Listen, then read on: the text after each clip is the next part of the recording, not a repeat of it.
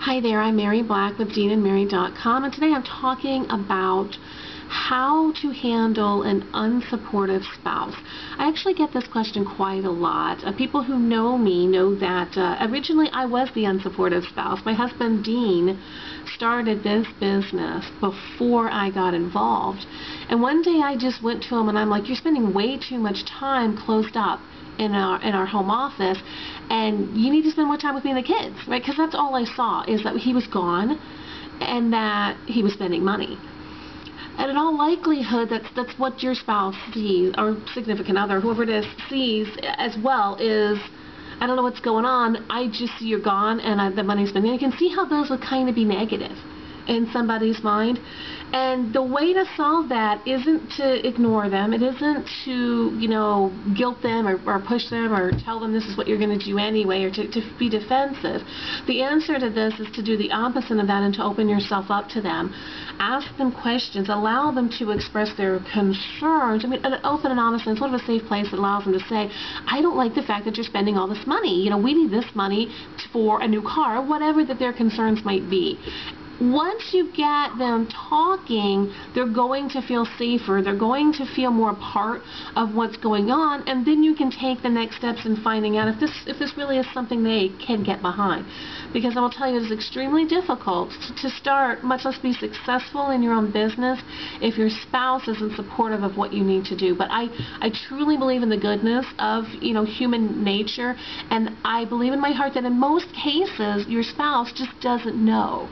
And so what we don't know, what we don't understand, we tend to be afraid of, and we resist. So you gotta open up and talk to them and share with them what it is that you're doing and why it's so important to you.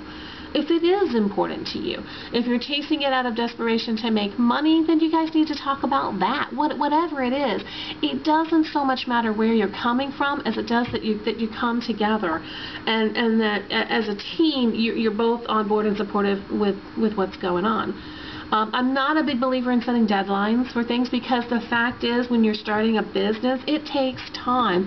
Depending on where you're starting from, it could take a while. If you have a lot to learn, if you've got a lot of systems to set up, if and you're starting from scratch, it's going to take a lot longer than if you're doing something like you're already coming in with a lot of stuff already in place. Like Dean and I were already entrepreneurs before we started into this. So if nothing else, we already had that spirit, that idea that it takes time and money to get a business going and get a business off the ground. And so that's a little easier for us. But if you're not coming from there, you need to talk with your spouse about where you are and where you want to go. Share your vision with them. Don't guilt. Just please, whatever you do, don't try to bully or guilt or pressure them into, well, they've got to support this, you're going to do it anyway. Because even if they agree to in the moment, it's going to be insincere and they're going to resent you more. So you want to keep it positive and you want to keep it supportive, and listen. I mean, really genuinely listen to what they have to say. There's nothing that you can do as far as talking someone into being supportive. There's no pitch that you're going to do. We're network marketers, so we're taught to prospect and posture and all that kind of stuff. There's nothing that you're going to do with your spouse to convince or talk them into being supportive of you, but you can present to them what it means to you. Help them understand what you're doing. Maybe encourage them on some level to get involved, possibly if they want to. Don't push it, but if they want to. You just kind of have to go from there. I know that's not a scientific formula, because this is human interaction. There is no trick or tip or thing that's gonna just magically make that work. It really does come down to talking to your spouse and to being honest with your spouse about what you're doing and why, and maybe even just telling them, I need you to support this. Working out some ground rules. Like I said, I personally don't like the idea of setting deadlines. Like, if I'm not making this much money by this date, I'll quit, because then you're setting yourself up to quit. That's just me. But setting some guidelines. I'll only work this many hours. I'll tell you one thing I had to do with Dean.